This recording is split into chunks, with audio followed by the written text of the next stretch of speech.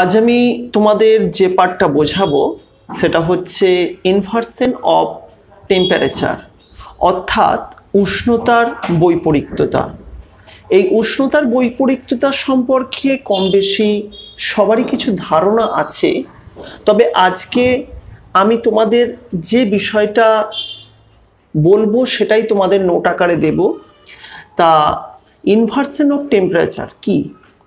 তোমরা জানো যে স্বাভাবিক উষ্ণতার হ্রাস অর্থাৎ নর্মাল ল্যাপস রেট, এটা হচ্ছে আমরা যেই টোপোস্ফিয়ারের মধ্যে রয়েছি, এই টোপোস্ফিয়ারের মধ্যে প্রত্যেক 1000 মিটার উচ্চতা বৃদ্ধির সাথে সাথে 6.46 ডিগ্রি টেম্পারেচার হ্রাস পায়। আর এটা টোপোস্ফিয়ারের একটা বৈশিষ্ট্য, আর এটা কি বলা হচ্ছে স্বাভাবিক উষ্ণতার হ্রাস।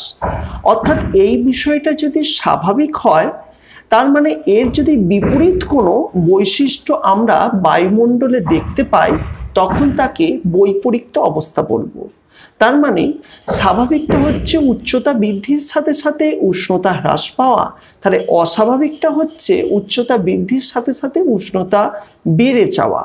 অর্থাৎ এই যে বিপরীত ঘটনাটা, এটাই হচ্ছে উষ্ণতার বৈপরীত্যতা।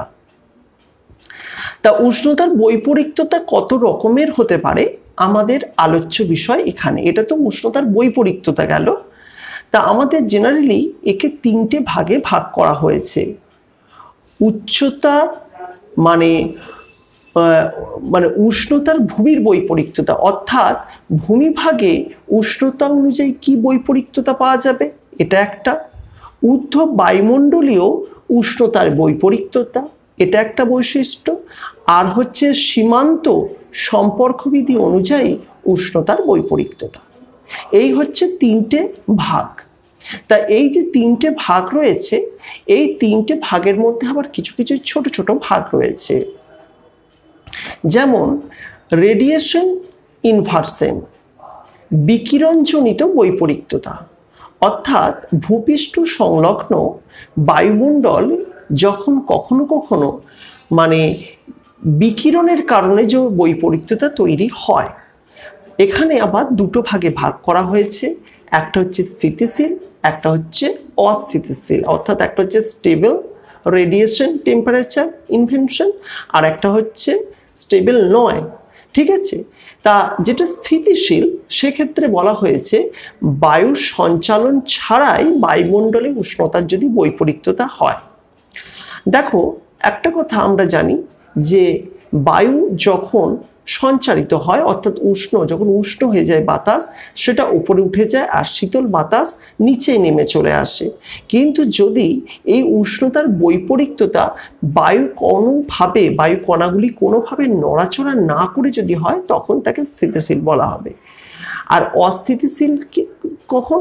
যখন শীতল ভূখণ্ডের ওপর দিয়ে বায়ু প্রবাহিত হয়, তখন বাতাস কি হয়? শীতল হয়ে যাবে। অর্থাৎ আমাদের তো উচিত হচ্ছে উচ্চতা বৃদ্ধির সঙ্গে সঙ্গে উষ্ণতা হ্রাস পাওয়া, কিন্তু যদি বায়ুমণ্ডল বায়ুর একটা স্রোত কোনো শীতল ভূখণ্ডের ওপর দিয়ে প্রবাহিত হয়, তখন সেক্ষেত্রে কিন্তু অস্থিতিশীল হয়ে যাবে। এছাড়া রয়েছে আপার এয়ার টেম্পারেচার ইনভার্সন।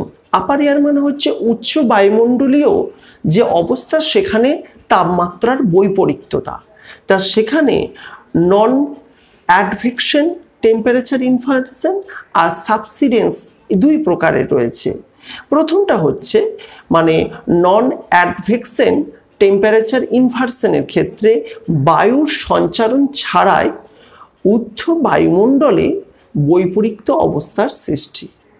অর্থাৎ সেই একই ব্যাপার, যদি এইটা ছিল নিচের, আগেরটা যেটা বললাম সেটা হচ্ছে ভূপৃষ্ঠ সংলগ্ন, আর এটা হচ্ছে ঊর্ধ্ব বায়ুমণ্ডলে যদি বায়ুর সঞ্চালন ছাড়া এই বৈপরীত্য অবস্থা তৈরি হয়। প্রথমে কিন্তু আমি বৈপরীত্য অবস্থাটা কি সেটা ভালো করে বলেছি, সেটা মাথায় রেখে এগুলোকে চিন্তা করতে হবে। আর দ্বিতীয়টা হচ্ছে ভূপৃষ্ঠের কিছুটা ওপরে বায়ুস্রোতের অবনমনের ফলে বায়ুর উষ্ণতার বৈপরীত্যতা দেখা যায়। বায়ুস্রোতের অবনমনের ফলে বায়ুর উষ্ণতার বৈপরীত্যতা দেখা যায়, ফলে ওপরে শীতল ও ভারী বাতাস নিচের দিকে নেমে আসে। দেখো, উচ্চতা বৃদ্ধির সাথে সাথে উষ্ণতা হ্রাস পাবে, অর্থাৎ ওপরের বায়ুমণ্ডলের টেম্পারেচার কম হবে। কিন্তু বায়ুমণ্ডলের টেম্পারেচার কম হলে কি হবে? হবে এটাই, সেই বাতাসটা ভারী হয়ে যাবে। তাই বিভিন্ন অস্থিতিশীল অবস্থাতে সেই ভারী বাতাস, যেমন একটা পাহাড়ের গা পেলে যেমন নেমে আসে, সেরকম অস্থিতিশীল অবস্থাতে কিন্তু ভারী বাতাসটা নিচের দিকে নেমে আসবে।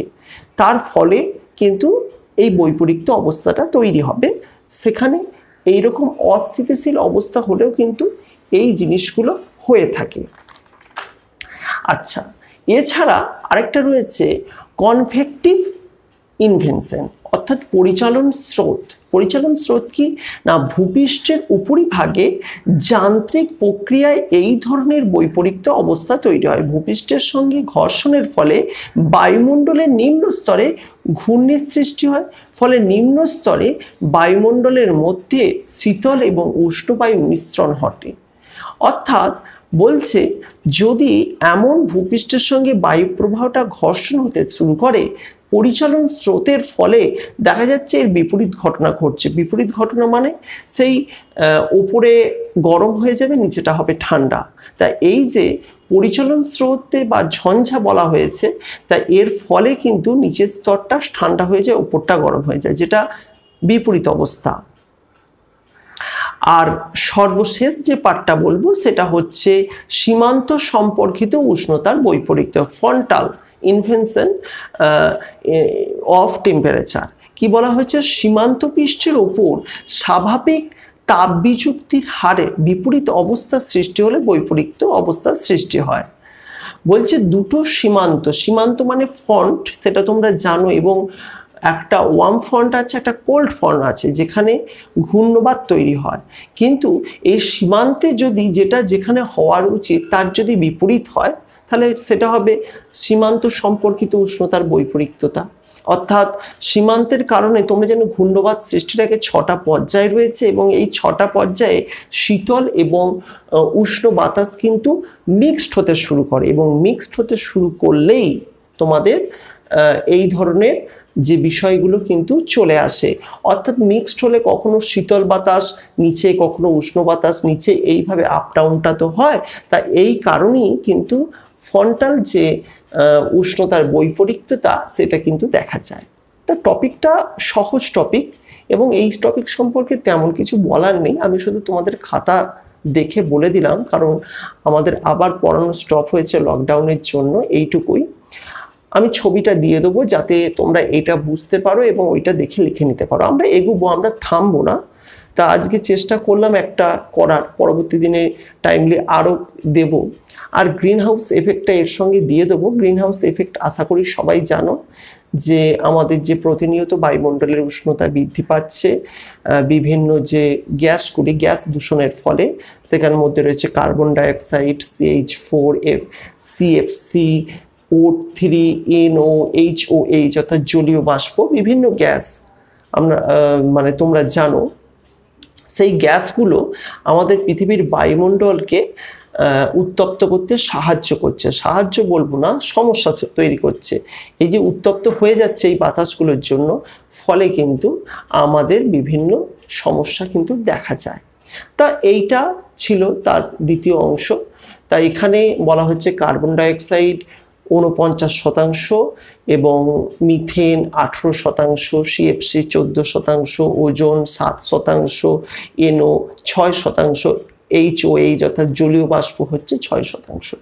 এইভাবে বায়ুমণ্ডলকে উত্তপ্ত করছে।